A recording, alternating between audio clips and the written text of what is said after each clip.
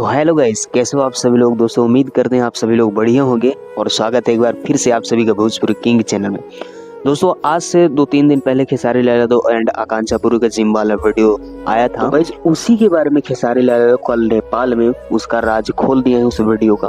तो सारा कुछ एक्सप्लेन करेंगे, लेकिन उससे पहले भाई चैनल को सब्सक्राइब करें और घंटी को ऑल पे सिलेक्ट करें। दोस्तों उस वीडियो में खेसारी लाल यादव और आकांक्षा पुरी जिम करते हुए नजर आ रहे थे, जैसा कि आप लोग पोस्ट देख सकते हैं। और उस पर काफी लोगों ने गलत रिएक्ट किया कि खेसारी लाल यादव अश्लील जिम करता है, ठीक है ना। तो उस पर हमारे खेसारी भैया बोलते हैं कि जो मेरे बारे में गलत बोलता है उसके लिए ही मैं वीडियो बनाया, कोई बोलता है तो बोल। लेकिन भाई उसमें तो मेरे को कुछ गलत लगा नहीं, क्योंकि मैं और आकांक्षा पूरे जिम कर रहे थे। भाई इसी के साथ खेसारी लाल यादव एक प्यारी लाइंस बोले हैं, जिसमें बोले हैं कि यहाँ पे कोई कुछ चीज गलत नहीं होती है, लोग उल्टा पुल्टा कर कुछ उसको तोड़ मरोड़ कर गलत बना देते हैं। बाकी आप लोग दोस्तों क्या कहेंगे कमेंट करें।